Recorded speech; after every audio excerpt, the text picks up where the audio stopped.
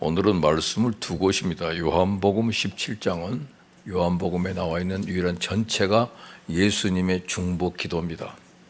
예수님의 기도문 가운데서 우리가 서로 하나 되게 하옵소서라고 하는 간절한 기도예요. 요한복음 17장은 성경 보면 빨간 글자로 전부 되어 있을 거예요. 예수님의 기도기 때문에. 기도가 한 챕터를 이루고 있습니다. 예수님의 기도 가운데 기도 중에 가장 하이라이트, 우리가 하나 되게 해달라는 기도고, 그 뒤에 있는 에베소서 6장에 있는 말씀은 끝으로란 말과 함께 바울이 그 에베소 교회를 향해서 보내는 편지 가운데 굳세라, 강건하라, 너희는 주 안에서와 그 힘의 능력으로 강건하라, 마귀의 관계를 이기기 위하여 어둠의 영들에게 대적하기 위해서 이겨라. 여러분, 어둠의 영의 대표적인 영이 공산주의 영입니다. 공산주의와의 싸움입니다. 이 붉은 것들과의 싸움, 거기서 이기기 위해서 우리는 너희는 주 안에서와 그 힘의 능력으로 강건해야 합니다. 우리가 늘 강건하지 않으면 집니다. 강건해야 된다는 것, 그것을 요구했고, 예수님은 우리가 하나 되게 해달라고 하는 기도를 했습니다. 오늘 그 말씀을 통해서 오늘 애국하는 신앙이 되기 위하여 그리스도인의 나라 사랑이라는 주제로 말씀을 나누려고 합니다. 오늘은 6.25를 맞는 70주년입니다. 1945년 8월 15일 우리가 광복을 맞으니까 38선 이북에는 소련군이 진주하고 공산 정권을 세워서 민족 통일을 방해하면서 침략의 기회를 엿보았습니다. 여러분, 해방이 되자마자 우리나라가 이렇게 남북으로 갈라진 건 아니고요. 그냥 어떤 상태로 해방이 됐어요. 그 사이에 상당히 그 공산 진영이 활동을 많이 했다는 사실입니다. 그러다 우리가 나중에 남한만의 그 정권을 세운 것이 8월 1948년이고, 48년 9월 9일 날 북한이 정권을 수립합니다. 그러니까 남북으로 정권이 가는 3년 동안의 빈 상태가 우리나라가 그 무정부 상태였어요. 무정부 상태가 상당히 힘든 때였습니다. 그래서 근데 그들은 1945년 8월 15일 날 우리가 광복을 맞으니까 이 5년이 지나서 자기들은 정권을 9월 9일 날 수립하고 48년, 우리는 8월 15일 날 남한만으로도 정권을 수립을 했어요. 그리고 2년이 세월이 흘렀습니다. 그래서 6월 7일 날 그들이 방송을 통해서 광복 5주년 기념일에 우리 서울에서 남북 통일 최고 입법 회의를 개최하자고 제안을 합니다. 그리고는 통일 회담을 열자고 해놓고 자기들 나름대로 남침을 진행합니다. 그리고 지금까지 통일을 말하면서 아직까지도 통일 이루지 못하고 있는 상태입니다. 이제 와서 보면 저희는 결국 6월 25일 새벽 4시 30분, 그 당시 일요일이에요. 일제히 38선을 넘어 공격을 개시함으로써 무력 통일하려고 했던 것이 드러났습니다. 한편으로는 평화적으로 회담을 하자고 하면서 본인은 무력 통일이었던 거죠. 이것이 저들 공산주의자들이 지금까지 사용하는 방법입니다. 모택동의 16자 전법이라는 글이 있는데 거기에 보면 담담타타라는 방식이 있어요. 담담타타. 대화를 하자 그러면서 뒤에서 때리는 것이죠. 뒤통수를 친다고 말이죠. 우리 회담합시다, 평화스럽게 대화합시다 하면서 한쪽에서는 공격을 하는 방식을 지금까지도 똑같이 해요. 이 담담타타 방식인데 저들이 공산주의가 지금 또 그런 일을 하고 있습니다. 무방비 상태에서 공격을 당한 우리 국군은 참으로 비참했습니다. 소련 탱크를 앞서 내려온 적군을 소총으로 맞을 길 없어서 육탄 용사들이 몸으로 막았습니다. 그런데도 불과 3일 만에 우리가 그냥 무너져 버렸어요. 그리고 서울에서 대전으로 정부는 옮겨야 됐고, 미국은 국제연합 안전보장 이사회를 열어서 한국 문제를 건의해가지고 영국, 프랑스, 콜롬비아, 터키 등 16개국의 회원국이 국제연합군으로 한국전에 참전하게 됐습니다. 이번에 파키스탄에서 살던 분들이 좀 돌아오느라고 오자마자 방역 검열에 걸려가지고 많은 분들이 따로 격리 수용되더라고요. 파키스탄, 방글라데시 사람들인데 사실은 파키스탄이라는 나라가 6.25 때 우리나라 참전국입니다. 거기에 살던 우리 동포들이 거기서는 치료를 받을 길이 없어도 이번에 개인당 180만 원에서 200만 원씩을 내고 비행기 전세를 만들어서 한국으로 돌아왔다고 그래요. 그래도 우리 조국으로 돌아가야지. 돌아오는데 파키스탄 지명만 들어도 좀 거기 가난한 나라 아니야 이렇게 함부로 말하지 마세요. 그 사람들이 우리를 도왔습니다. 6.25 도와준 나라, 에티오피아 우리를 도와준 나라, 룩셈부르크 우리를 도와준 나라들입니다. 16개국 안에 들어가요. 그들이 우리를 도왔습니다. 그래서 우리나라가 이렇게 오늘의 자유를 누리고 살고 있다는 사실을 우리는 기억합니다. 이것은 모두 하나님의 섭리가 아니고서는 있을 수 없는 일이죠. 정부가 대전에서 대구로 내려와 있었고 나중에 정부는 다시 부산으로 옮기지 않을 수 없었고 이제 남한의 전 국토는 대구하고 부산만 남겨놓은 채 적화 통일은 시간 문제라고 생각됐습니다.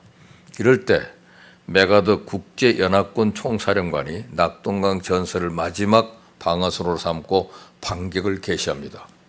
낙동강은 그야말로 양측의 피로 물들었던 강입니다. 거기서 인민군은 여기서부터 후퇴하기 시작을 하죠. 낙동강 전투에서. 그리고 그때가 바로 공포의 3개월이라고 합니다. 여러분 6.25의 전쟁이 3개월이에요. 3개월. 그 전쟁의 후유증이 오늘까지 가고 있지 않습니까? 드디어 수도 서울이 함락된 지 3개월 만에 메가더 사령관이 지휘하는 유엔군과 국군이 유명한 그 인천 상륙작전에 성공함으로 서울을 빼앗긴 지 3개월 만인 9월 28일에 서울을 되찾습니다.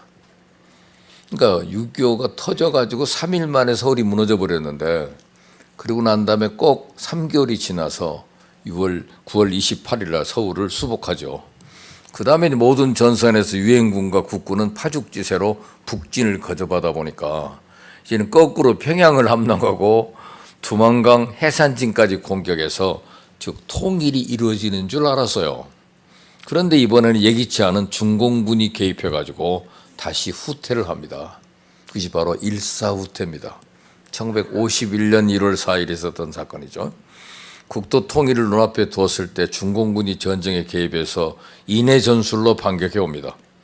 그때 전투야말로 얼마나 처절했는지 모릅니다. 결국 38선 부근에서 일진 일퇴를 거듭하며 3년을 끌어오다가 너무 지치니까 우리 좀 쉬었다 하자. 그래서 휴전협정을 체결하고 오늘까지 지내온 겁니다. 그러니까 전쟁이 끝난 게 아니라 좀 쉬었다고 하자 하는 그 휴전 상태가 지금까지 지속되고 있다는 사실을 알아야 돼요. 지금 우리나라는 북한과의 전쟁에서 지금 끝난 상태가 아니에요. 수시로 일어나고 있잖아요. 전쟁이 중에 있습니다. 그래서 이것이 바로 오늘 한국이 겪고 있는 과거 70년의 역사입니다. 이제 시간이 흘러 그때 전쟁 때 태어났던 사람들이 누굽니까? 저도 그때 태어난 사람입니다. 그러니까 이제 우리 나이 또래들이 다 이 나라의 국가의 중요한 지도자가 되고 또 인물들이 다 되었어요. 이 앞에 목사도 됐고 또 박근혜도 대통령이 됐고 또 문재인 씨도 우리가 한 살 어립니다만 그분도 대통령이 됐고 이해찬, 정동영 전부 그 나이들이에요. 그 나이들이 이제 이 나라의 모든 주역이 됐습니다. 그래서 이 사람들이 리더가 되다 보니까 이제는 서로 싸우지 말고 민족 공조를 내세우며 왕래하자 이렇게 서로들 그런 얘기들도 오고 가는 것들이 이제 현실이 되고 있습니다. 이런 현실에서 우리 크리스찬들이 생각해야 될 나라 사랑의 문제가 무엇인가? 유교가 우리에게 준 교훈이 있다면 무엇인가? 하는 것을 좀 한번 짚고 넘어가야 될 것 같습니다. 유교는 우리에게 세 가지 교훈을 줬습니다. 하나는 이 같은 비극은 다시 일어나서는 안 된다는 교훈이에요. 5천년 역사 중에 우리 민족끼리 그렇게 지독하게 싸운 것은 유교 때뿐입니다. 사상이 다르다는 것 하나만으로 온 가족을 몰살했고 한 동네가 모두 불태워졌습니다. 가장 잔인스럽고 가장 비인륜적인 범죄의 행위입니다. 6.25를 경험하지 못한 세대에서는 상상조차 하기 어려운 참상이 벌어졌었습니다. 3년 동안의 전쟁으로 국토는 초토화됐고 그래서 3개월 전쟁 후에 우리가 수복을 됐지만 다시 거꾸로 후퇴해가지고 계속 이어지는 전쟁 때문에 토탈 전쟁 기간은 3년쯤 되는 거예요. 그 기간에 우리 상상치도 못할 어려운 참상을 경험하게 됩니다. 거리에는 부모 잃은 고아와 깡통근 거지들이 득실거렸고 전쟁은 참 비참한 비극입니다. 그러므로 어떤 명목의 전쟁이든지 전쟁 자체를 미화시킬 명분은 없습니다. 이것이 주님의 가르침이기도 합니다. 칼 가진 자는 칼로 망한다고 그랬어요. 6.25는 어떤 명목으로도 미화시킬 수 없는 전쟁입니다. 6.25와 같은 전쟁은 다시 일어나서는 안 된다는 절실한 교훈을 우리에게 주었습니다. 무력을 힘으로 해서 무기로 삼고 동족에게 총뿌리를 겨누는 일은 어떤 명분으로도 정당화될 수 없다는 교훈. 그러므로 6.25를 일으킨 전범들은 영원히 역사의 심판을 받아야 할 것입니다. 저들이 살아있는 동안은 평화는 한반도에 기대하기 어렵기 때문이죠. 두 번째 교훈은 공산주의는 이 땅에서 절대로 안 된다는 교훈입니다.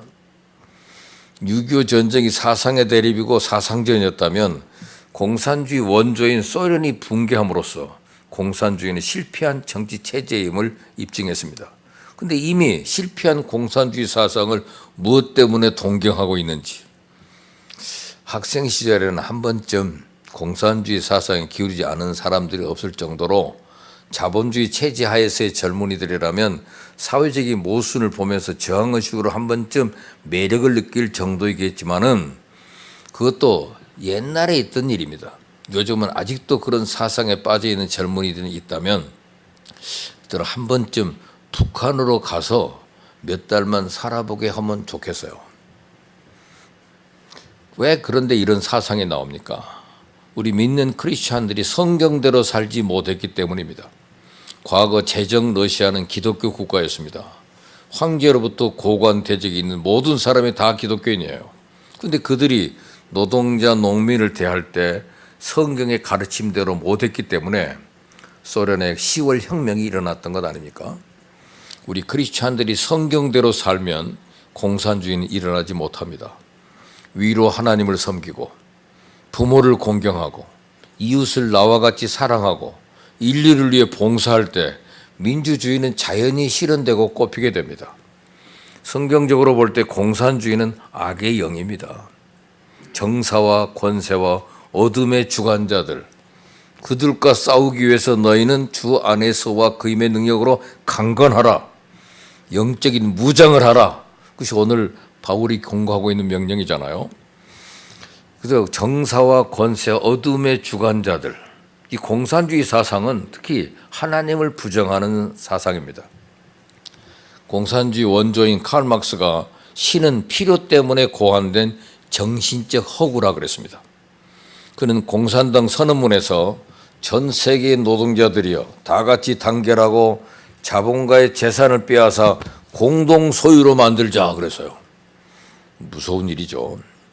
말하자면 서민층의 사람들은 그때 아마 속이 시원하다고 생각했을지 몰라요. 그래서 이러한 급진적인 정강 정책을 내놓으면 요즘 부유세를 신설하겠다는 정당한테 또 국민들이 많이 표를 던져주고 있는 현실입니다. 이게 공산주의는 하나님을 부정하고 인권을 부정하고 무자비한 살생과 계급투쟁의 혁명을 주장합니다. 저들은 자기들의 주장을 따르지 않으면 바로 반동으로 몰아다 처단합니다. 그렇기 때문에 그 공산주의 국가에서는 투표로만 반드시 100% 찬성해요. 자기들의 주장을 비판하면 모두 민족의 반역자입니다. 북한 체제가 그래서 오늘까지도 오로지 김정일, 김정은으로 이어지는 그들 뿐이에요. 3대 세습 정권 아닙니까?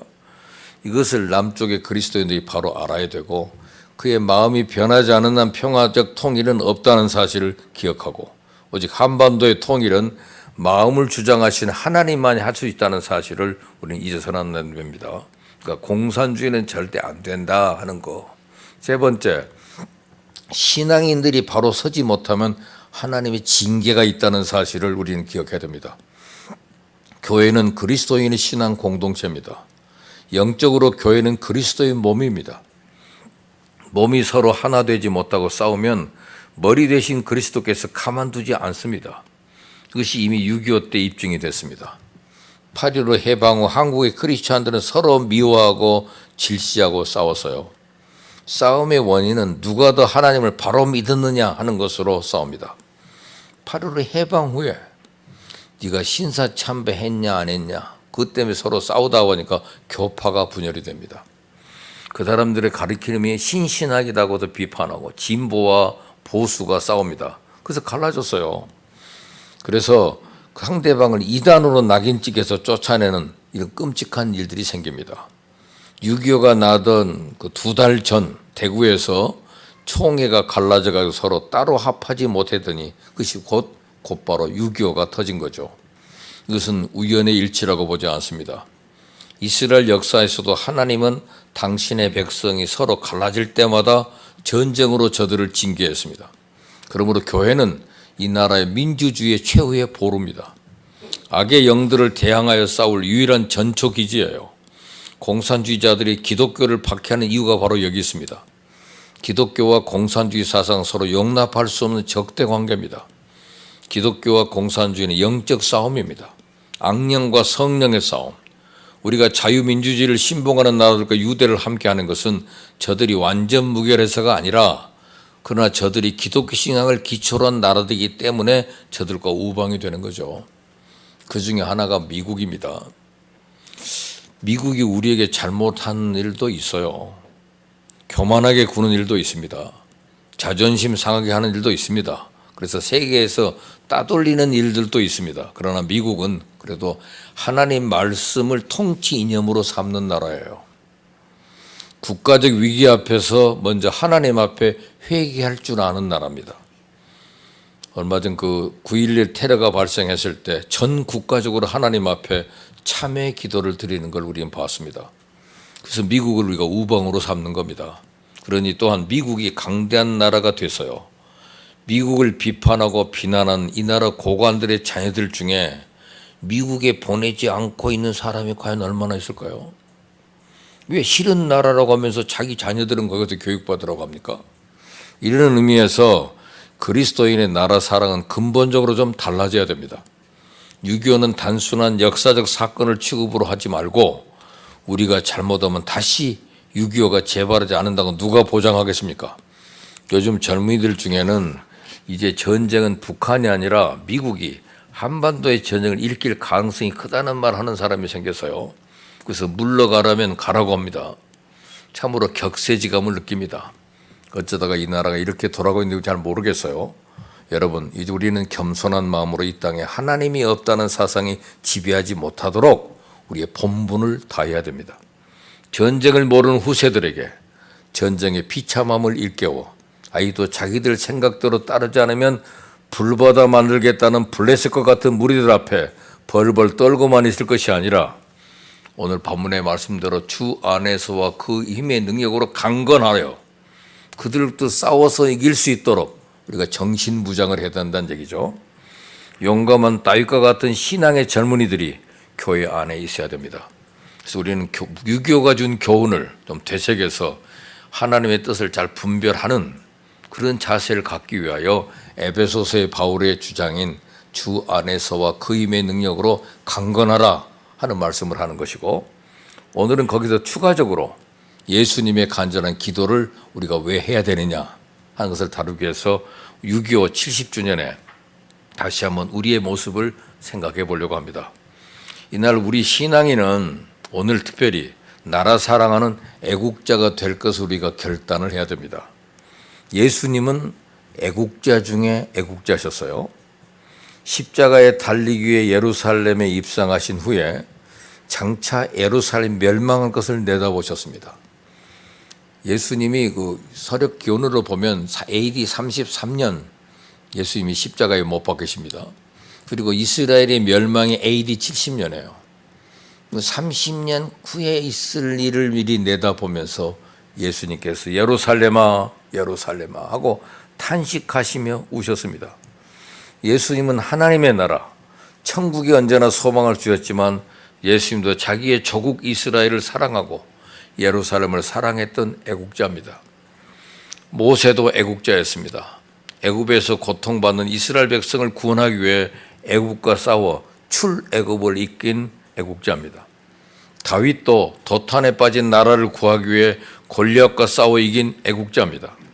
에스더도 민족과 백성을 살리기 위해 죽으면 죽으리라고 헌신한 애국자였고, 다니엘도 예루살렘을 바라보며 하루에 3번씩 기도하던 애국자입니다. 우리 신앙인도 애국자가 되어야 합니다. 우리 신앙인은 한 손엔 성경을, 다른 한 손엔 태극기를 들어야 됩니다. 우리 믿는 신자는 이중 국적을 가진 사람이에요. 우리 하나님 나라에 속한 자이면서 동시에 이 땅에 세워진 우리 조국 대한민국에 속한 자이기 때문에 국민된 우리는 하나님 나라에도 충성을, 우리 조국 대한민국에도 충성해야 됩니다. 우리가 이렇게 나라와 민족을 사랑하고 충성하는 애국 신앙인으로서 이 시대를 살면서 하나님 우선 우리나라에 주신 3가지 복을 먼저 기억하며 감사해야 됩니다. 첫째는 우리나라가 자유민주주의 국가가 된 것을 감사해야 됩니다.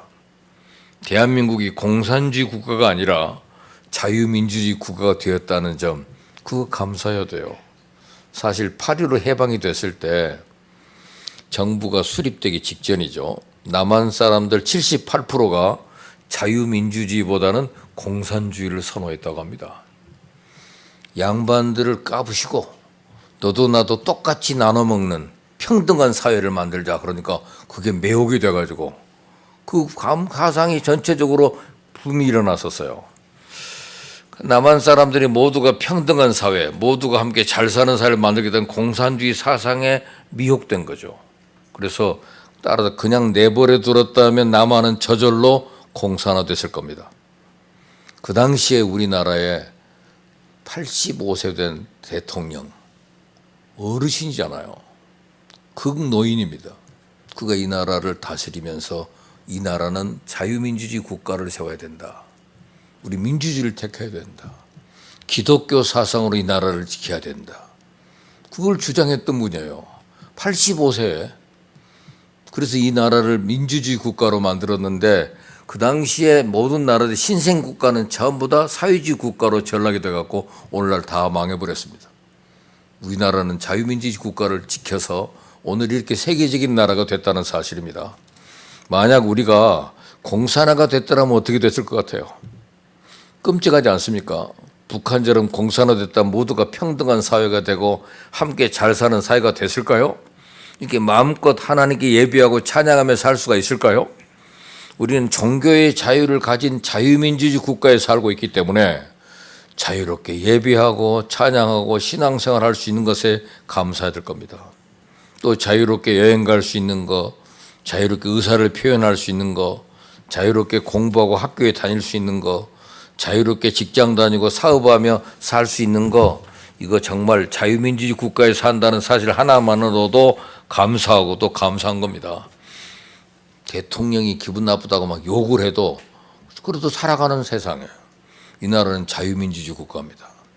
그것이 감사해야 되고요. 두 번째는 우리가 세계적인 선진대국이 된 것에 감사해야 됩니다. 우리는 스스로 못 느끼고 내가 지금 상장 어렵다 할지라도 대한민국은 선진국입니다. 우리는 찢어지게 가난했던 나라입니다. 여러분들 나이 중에 혹시 어르신들은 들어본 소리 같습니다만은 머리카락 사세요, 머리카락 사세요. 들어보신 적 있으세요? 여기도 들어보신 분 계시겠네요. 우리 저 젊은 분들은 뭔 말인지 못 알아들을 것 같아요. 그렇죠? 좀 모르는 분도 있죠? 머리카락 사세요. 그 전에는 또 채권 삽니다. 뭐 채권을 그렇게 많이 팔았어요. 뭐 떨어진 라디오 삽니다. 그렇게 젊은 남자들이 다녔지만 나중에 아주머니들이 다닌 것은 머리카락 사세요. 머리카락 사세요. 저희 어머니도 쪽지 머리를 잘라내고 그걸 가지고 차비해서 아들 면회 간 적도 있었어요. 그렇게 가난했던 나라입니다. 그래서 쥐를 또 잡아오라 가지고 얼마나 쥐잡기 운동, 쥐를 잡아서 가서 한국에서 코리안 밍크를 만들었답니다. 우리나라 여자들의 머리를 잘라가지고 가발을 만들어서 외국에 수출했어요. 우리나라가 엄청 가난했잖아요. 6.25 한국 전쟁 후에 당시 필리핀이 국민 소득이 170불, 태국이 220불, 그때 자랑스러운 대한민국은 76불입니다. 세계에서 밑에도 2등으로 가난했어요. 그렇다고 땅이 넓습니까? 풍부한 자원이 있습니까? 먹고 살 것이 없어 머리카락 잘라 가발 만들어 수술했던 나라. 동네마다 엿장수들이 와가지고 전부 다 엿을 파는 게 아니라 머리카락 샀다니까요. 안행네들의 머리카락을 모아다 팔았습니다. 전국의 쥐잡기 운동을 벌여 쥐털로 코리안 밍크를 만들어 수출했습니다. 그러던 대한민국이 88 올림픽을 개최하고 2002년 월드컵을 주최하고 2018년에 뭐였어요? 평창 동계올림픽을 개최하고 한류가요. 여러분 우리나라의 방탄소년단의 지금 그 양반이 뭐라고 그러나요? 매니저의 그 장인어른이 우리 교회 다녀요. 근데 그분이 지금 좀 요새 거기 애기들 보느라고 여기를 오질 못하시네요. 방탄소년단이 세계를 움직이고 코리아 한류가 말이죠. 지난번에 치앙마이에 갔던 우리 친구가 그 산족들을 만났는데 가니까 우리 한국인들이 온다고 그 치앙마이에 사는 태국의 산족들이 가니까 그 말춤을 추더래요. 강남 스타일 그러면서 거기 그 산속에 있는 사람까지 한국을 아는 이런 나라가 됐습니다. 한류가 전 세계를 강타하고 국내 기업이 만든 휴대폰, 여러분 우리나라에서 만드는 휴대폰 삼성 핸드폰은 외국에서는 강력 부자들이 갖고 있는 핸드폰이에요. 삼성 핸드폰이 있어? 그럼 부자네? 그 정도 받는 우리나라의 삼성 핸드폰이요. 우리나라 자동차가 지금 세계에 얼마나 인기인 줄 아십니까? 한국이 자동차를 만든다고 미국이 비웃었어요. 근데 우리 한국의 자동차가 세계 요새 시장을 지배합니다. 가까운 싱가포르에 가보면 다니는 모든 차가 거의 소나타예요. 우리나라인가 그 생각할 정도로 모든 차가 우리나라 차가 다니고 있어요. 이 태국이나 이런 데 가면 일본 차들이 많이 다니는데 이 싱가포르 가니까 전부 한국 차예요. 얼마 전에 북경에 가니까 북경 현대라고 하는 차가 전부 모든 자동 택시는 북경 현대차예요. 그래서 우리가 이 정도 세계적인 나라가 됐습니다. 1인당 국민소득이 76불에 불과했던 찢어지게 가난했던 나라가 이제는 3만 2천 불이 넘어서는, 그리고 인구 5천만에 3만 달러가 넘는 나라가 세계 7개의 나라인데 그 중에 한 나라가 한국입니다. 이번에는 미국에서 G7 국가 회의에 한국이 참가해달라고 부탁했잖아요. 그만큼 한국이 이런 경제 대국이 됐습니다. 그뿐입니까? 코로나19로 고통당하는 가운데 선진국적인 이런 K 방역 시스템으로 온 세계의 부러움을 받는 나라가 됐습니다. 지금 중국, 한국으로 1, 2등 하던 나라가 지금 우리나라가 지금 몇 등에 60등으로 떨어졌더라고요. 우리나라의 성공적인 방역으로 굉장히 빠른 속도로 체크하고 관리하잖아요. 이런 급속한 성장을 두고 세계인들은 한강의 기적이라고 말합니다. 정말 기적입니다. 우리나라가 최단 기간에 이렇게 세계인들이 부러워하는 선진대국이 된 것은 하나님이 베푸신 기적인 줄 알고 감사해야 됩니다. 자유민주주의 국가가 된 거 감사하고, 또 세계적인 선진대국 된 거 감사하고, 그 다음에 기독교 대국이 된 것도 감사해야 됩니다. 이렇게 악착같이 예배드리는 나라가 한국밖에 없어요. 우리나라는 5천년 역사 속에 유교 국가였고 불교 국가였습니다. 그런데 현재 우리나라의 종교인이 가장 많은 곳은 기독교입니다. 2018년 통계청이 발표한 종교 인구 보고를 보니까 제1 종교가 기독교, 제2위가 불교, 3위가 카톨릭입니다. 이 땅에 복음이 들어온 지 130년이 좀 넘었는데 대한민국은 동네마다 교회 십자가가 세워졌고 미국 다음으로 많은 선교사를 세계에 파송하는 선교 대국이 됐습니다. 한국교회는 우리나라의 학교, 고아원, 양로원 등 교육과 복지시설의 70%를 한국교회가 담당하고 있습니다. 우리나라는 축복의 나라입니다. 기적의 나라입니다. 세계적인 기독교 대국입니다. 이것은 하나님의 은혜로 된 줄 믿고 감사하기를 축원합니다. 세 가지: 자유민주주의 국가 된 것 감사, 세계적인 선진대국이 된 것 감사, 기독교 대국이 된 것 감사합니다. 그런 조국인데 그 조국이 문제가 뭡니까? 세대 간의 분열과 대립, 이런 세대의 갈등이 받은 축복을 모르고 자꾸만 불평불만하며 분열과 갈등하고 대립하는 모습이 우리 눈앞에 보이고 있습니다. 국민 대통합 심포지움 발표를 보니까 한국의 사회 갈등 수준이 OECD 국가 중에 독재 정권과 종교 갈등을 겪고 있는 터키에 이어서 두 번째로 심각하다는 보고입니다. 우리는 좌파냐 우파냐 두 쪽으로 갈리죠. 진보가 예하면 보수는 무조건 아니오라 그럽니다. 좌파가 이것이 좋다 그러면 우파는 저것이 좋다고 반대합니다. 그러던 좌파와 우파가 이제는 친북이냐 친미냐로 갈라집니다. 그러던 좌파와 우파가 이제는 동성애 찬성이냐 동성애 반대냐로 갈라졌습니다. 그러던 좌파와 우파가 요즘은 반일이냐 친일이냐로 갈라졌어요. 문재인 정부 들어서 남북 화해 분위기가 고조되는 듯 했지만 여전히 남북 갈등 문제도 해결되지 않고 있습니다. 이런 분열과 대립과 반목을 어떻게 해결할 수 있을까요? 우리는 오늘 말씀에서 그 해답을 찾고자 합니다. 그 해답이 뭡니까? 도저히 방법이 없다면 우리 믿는 자는 우리의 눈을 들어 위에 계신 하나님을 바라봐야 한다. 역사의 주관자가 되신 하나님 아버지께 기도해야 됩니다. 왜냐하면 길은 하늘에 있고 방법은 하나님께 있기 때문에, 그래서 우리가 하나님께 기도하는데 예수님처럼 기도하라는 것입니다.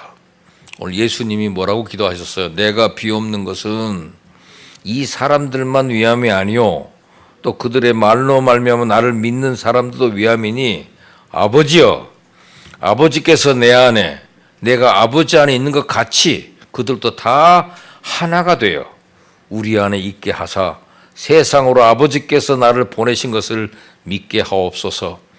내게 주신 영광을 내가 그들에게 주었사오니 이는 우리가 하나가 된 것 같이 그들도 하나가 되게 하려 함이니이다. 우리 모두가 하나가 되게 해달라는 기도입니다. 예수님이 십자가를 지시기 전에 마지막으로 이 땅에 남긴 제자들을 위한 마지막 유언 기도였습니다. 예수님의 마지막 기도의 내용이 이 땅에 남겨진 제자들이 부자 되게 해달라고 기도하지 않았습니다. 제자들이 병들지 않고 건강해달라는 것도 아닙니다. 그렇다고 가는 곳마다 교회를 세우라는 것도 아닙니다. 예수님이 당신이 남겨진 제자들 위해 드린 기도 제목은 아버지여 하나 되게 하소서라고 기도했어요. 독립기념관 돌배에 새겨진 그 유명한 이승만 박사의 말씀, 뭉치면 살고 헤어지면 죽는다. 다 들어보셨잖아요. 약간 그 85세 나라를 정치하면서 90세 된 어른이 뭉치면 살고 그때 떨리는 목소리를 했던 우리가 어린 시절에 기억을 해요. 뭉치면 살고 헤어지면 죽습니다. 그 말씀이 뭐예요? 하나 되게 해달라는 기도 아닙니까? 우리도 예수님처럼 우리나라가 하나가 되도록 기도하는 겁니다. 거리에 나가서 데모를 하는 거 아니라, 앉으면 정부를 욕하는 것이 아니라, 답답하다고 한숨만 쉬는 것이 아니라, 믿는 우리는 예수님처럼 기도해야 합니다. 주여 하나 되게 하옵소서. 믿는 자들이 먼저 하나 되게 하옵소서. 우리 부부도 하나가 되게 해주시고, 우리 가정이 하나 되게 하시고, 우리 교회가 하나 되게 하시고, 노동자와 사용자인 노사가 하나 되게 하시고, 세대가 하나 되게 하시고, 좌우가 하나 되게 하시고, 여야가 하나 되게 하시고, 남북이 하나 되게 하옵소서. 주여 이 땅이 하나 되게 하옵소서. 이것이 우리가 6.25 70주년을 맞는 오늘 우리가 간절히 기도해야 될 기도입니다. 하나가 되면 갈등도 풀리고 분열도 치유되고 다른 강대국도 넘어설 수 있는 것입니다. 하나 되면 통일도 되고 코로나19의 위협도 넉넉히 이겨낼 줄 믿습니다. 우리 신앙인들이 하나됨의 길을 여는 기도하는 애국자가 되시기를 예수 그리스도 이름으로 간절히 축원합니다. 기도합시다. 하나님 아버지, 이 민족의 복음을, 이 민족을 축복하신 하나님, 이 민족이 세계 선진국이 되게 하시고 자랑스러운 대한민국이 된 것을 감사합니다. 그러나 우리가 이 시간에 간절히 구하는 것은 그럼에도 불구하고 우리 모두가 하나 되게 하옵소서. 하나 되게 하옵소서. 우리 부부도 하나 되게 하시고, 우리 가정도 하나 되게 하시고, 우리 교회도 하나 되게 하시고, 세대가 하나 되게 하시고, 좌우가 하나 되어 남북이 하나 되어 이 땅이 하나 되게 하옵소서. 그리고 은혜의 하나님, 예수님을 통해서 이미 아버지께서 혼자 일하시고 우리 죄를 청산하시고 우리 병도 청산하셨으며 수고하고 무거운 짐도 청산해버린 것을 감사드립니다. 아버지 하나님께 예수 이름으로 간구하오니 이미 은혜로 해결된 것 아버지께 부탁합니다. 아버지, 우리 몸에서, 제 몸에서 병을 다 제하여 주시옵소서. 병을 다 멸하여 주시옵소서. 병의 뿌리를 뽑아버려 주시옵소서. 병이 우리 몸에 남아있지 못하게 하여 주시옵소서. 우리 힘으로 싸우지 않고 이미 하나님께 싸워 이겨놓은 것에 우리는 의지합니다. 은혜로 고쳐 주시옵소서. 수고와 무거운 짐 주님께 맡깁니다. 일은 하나님의 것, 일을 행하시고 만들어 성취하신 하나님, 하나님 맡아 처리하여 주시고 휴식을 주시옵소서. 평안을 주시옵소서. 승리를 주시옵소서. 성령으로 충만케 하여 주시고 하나님의 영광이 넘치게 하여 주시옵소서. 우리의 기도를 들어주심을 감사하고 예수님 이름으로 기도합니다.